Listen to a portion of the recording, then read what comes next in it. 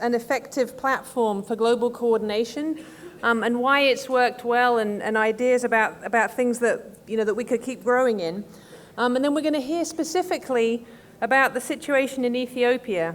We've changed the order slightly from what's printed, so I'm going to start with a perspective, and then we're going to hear from Bekele Abeyo from CIMMYT Ethiopia, and then from Les, who's adjusted his talk slightly, and finally we'll have the video.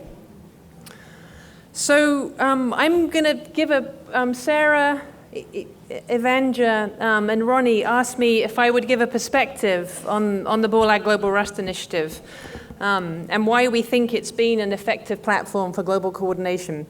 So my name's Kahn. I'm a program officer at the Gates Foundation, and it's been my privilege to be associated actually with this community since I started working at the foundation in 2007.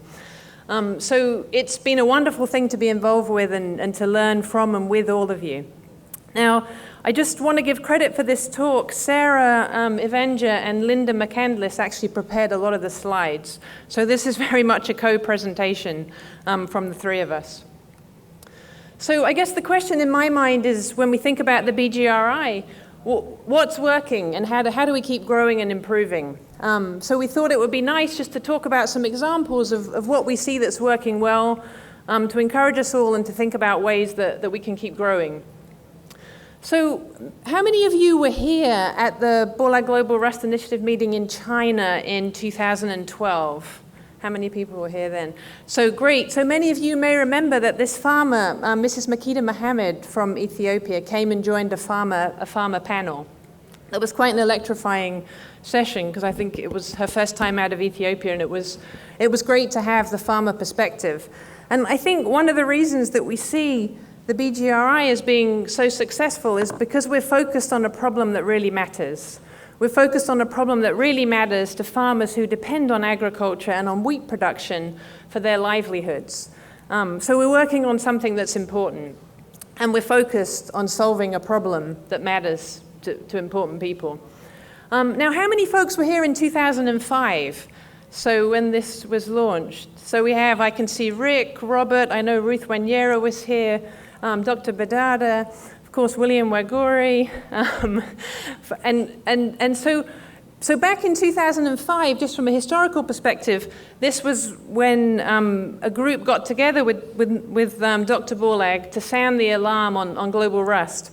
And so looking at this picture, I was struck actually by how the dress code has changed. But apart from that, we did have a core group there who are still with us and who've given us some direction and raised the issue of the threat of rust diseases, and particularly stem rust. But since then, we've really grown. And where are we today? So we started with that core group, and now here are the institutions. This is a map just showing the institutions that are represented at BGRI meetings. So it's very much a global partnership focused on this key issue together, and that the partnership that we have and the way that we're working together is really important for addressing this problem. So a global problem requires a global solution. So we thought it would be nice just to give a few examples of how that partnership is working in different areas. So I think one of the key examples we've been hearing about at the BGRI this week has been with the surveillance community, and how important that's been to embrace sharing of data, to embrace sharing of approaches and ideas and coordinating, so that we get a global picture of what's happening with surveillance. So the picture shows Dave Hodson, but of course this has been led also with Robert Park and with many of you involved in this. So the surveillance is backed up by a number of key pathologists who are bringing samples in either from across their region or from other countries, and are really the backbone of providing that surveillance data. And I think this kind of collaboration and cooperation has been critical to the success that we see, and what we need to see is the data coming from this really connecting in to the breeding and so on. So in terms of strengthening surveillance, there's also been a lot of training. This is a photo taken I think last year at a training course in Nepal. Along with that, other training often takes place alongside the international screening nurseries. So these pictures are from Kenya. And I think we can all agree that the fact that the world community is using shared screening facilities and getting that data together and sharing it has been a key point of coordination and a key mechanism for getting information exchanged and also getting people the data that they need, but also training the next generation of scientists and partners in other countries so that we can get a grip on this disease. In terms of the success, we were talking earlier this week in the executive committee, and Hans Brown said, well, he thinks a big part of why the BGRI has been successful has been because of the funding. And clearly funding is important, but it's also true that, there are a lot of large projects that don't yield the results that we've got from this. And I think a key reason that the project has been successful, along with the surveillance, has been the readiness and commitment of the wheat breeders and the international wheat breeding programs to actually deliver benefits to farmers. So the focused approach that showing Ravi Singh here with Hans Brown have had in developing new germplasm, incorporating multiple sources of resistance, but also their openness to consider new approaches and to train the next generation and work with partners. And this is Jessica Rutkowski here from Cornell, who's an up-and-coming wheat scientist who's been bringing in new approaches, trying out genomic selection on the CIMMYT material. And I think that readiness, both to deliver on what's already known, but to be open to new approaches is a key factor in success. Of course, along with that, embracing our future, we're becoming an increasingly diverse community.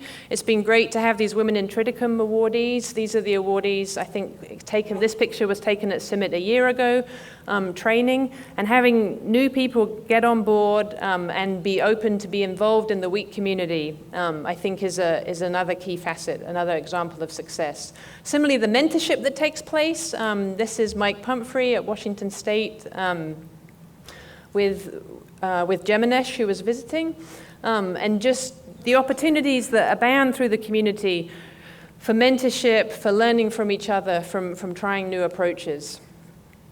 I also think that the leadership has been really important. I think, of course it was personified in Dr. Borlag, but he asked Ronnie to take on leadership of this new thrust.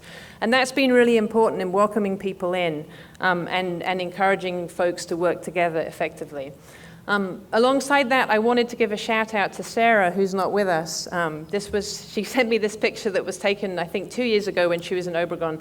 And she's in a very similarly happy condition now, expecting her second child in a couple of weeks. So Sarah's not with us in person, but she's very much with us in spirit and, like I say, helped to put together these slides.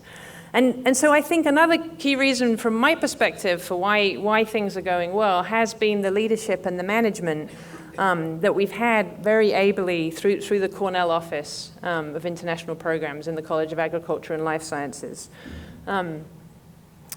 So, one of the things that we wanted to do in funding some of the wheat rust work was to really make the case for increased investments. So it's a global problem and we need more investments. And so we have a focus on advocacy. And what that means is trying to encourage, one of the things it means is trying to encourage more investments that the community needs from multiple sources. And this is an example from the US that a number of us spend a lot of time discussing and talking about the need for a new glasshouse in St. Paul, Minnesota at the Cereal Disease Lab. So I'm really pleased that after several years, actually, so USAID working with USDA has actually funded a new glasshouse for analysis of rust pathogens. And I believe it opens next month, I think, if I have that right. So that's an example of advocacy, and there are other examples. We heard from Mogens about the advocacy in Denmark that has led to new facilities there. We'll see an example in Ethiopia where the new irrigation system has come into place with local collaboration. So advocacy is really important because none of us can do this and fund this alone. There are a lot of interests here, and it's really important that we have multiple sources of support working together for the global community. This is a picture of Linda McCandless from Cornell, who is very keen on telling your stories and helping get the message out, taking in Ethiopia. And it is important to get the message out. This was from a press conference at the BGRI meeting in China in 2012. And It's important for the media to be aware, for the public to be aware of the threat and of the opportunity to solve it, because that then helps raise awareness so that we can get the support that we need for more solutions. I mean, we had coverage in The Economist, coverage in The Guardian, which is an important UK newspaper.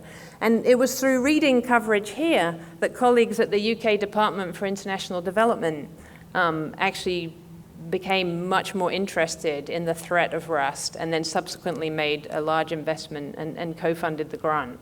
So having this awareness, it's not just about tooting our own horn, it's about helping the world understand why this is a threat and why it's better to address it now instead of waiting for more disaster to hit.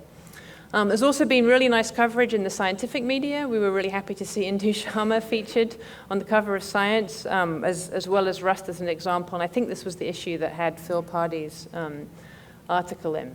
But of course, all the science and the attention is great, but what's really important is that we take it to the farmer. You know, we saw what happened in 2010, and we're going to hear more shortly from Bekele when the yellow rust epidemic hit. Farmers like these in Ethiopia really suffer. And so while we know that success is possible, we also know that success is fragile, and that we have to be vigilant, and that we need to keep our act together and to keep working together so that we can deliver benefits to farmers. And one of the ways that we do that is through gene stewardship. And that's been a theme of this discussion meeting here, you know, and with the award of the Norman, very well deserved by the Ethiopia team. But I think we all need to take responsibility for doing what we can to try and make sure that we take as good care as we can of these genes to have long-term effective resistance. And so one plug I wanted to make is that gene stewardship starts with knowing what genes you've got, right? So I just wanted to call out a couple of posters that I saw this week where I was really pleased to see. This is a poster from Canada, from Robert Graff, and a really nice table, not just listing the varieties, but actually saying, okay, here are the genes that we have in them. So actually giving the gene postulation along with the name of the variety. So I would love to encourage more breeders to do that. So when you talk about your variety, if you have the opportunity to also say, you know, here are the genes in that variety, then what you see from that is you actually get a pretty scary sense of, my goodness, we've got all these lines with one or just two genes in them. And so just being aware of that will help us to become better stewards by hopefully addressing the problem. Similarly, the group from Bangladesh, Dr. Malika's poster, and also did the same thing. So they listed their varieties and then listed the genes. And you can see, you know, it's great we've got some multiple lines with multiple sources of resistance coming through, but we're also still dependent on some single genes. And so we need to keep our eye on the ball of that, pay attention to it, and as new genes become available, we need to get smarter about deploying them together. So here was the picture in 2009. How many folks were here in 2009 at Obregon? So it's quite a continued community. And now here we are back again 5 years later. But 5 years ago, so we still had Dr. Borlag with us, and it was an amazing treat, you know, that he really had a new lease on life in his last couple of years to be with us and to know that we were carrying on this work. But, you know, one thing that Dr. Borlag always acknowledged was that he was one member of a vast team, and that it takes a community, it takes all of us together fighting against hunger. And so we're carrying on that legacy. So although Dr. Borlag is not with us, we have many more hunger fighters, and we need to carry that on. And so we're really pleased, you know, that Jeannie Borlag-Lauby is continuing with us, but it's on all of us to continue that battle. And that's our job. We have to take it to the farmer. And we still have a lot of work to do. And we're going to hear now from some examples of Ethiopia of just how fragile the situation still is. But what I would say is I want to thank all of you, because you're here and you are what makes the BGRI be successful. Okay, so this was the picture from yesterday, so probably most of you are in it. But it's really up to us. So thank you for what you're doing. Thank you for making the BGRI a successful community, and let's continue it. Okay, so with that, I think I managed to keep within my time, just about, and I'm going to pass over to Bekele, And while Bekele comes up, I think because we're okay on time, if there's like one question, I can take it, but otherwise I'll pass on to him. Okay, Rick. I suggest we give a round of applause to Kathy. Well, that's not about me.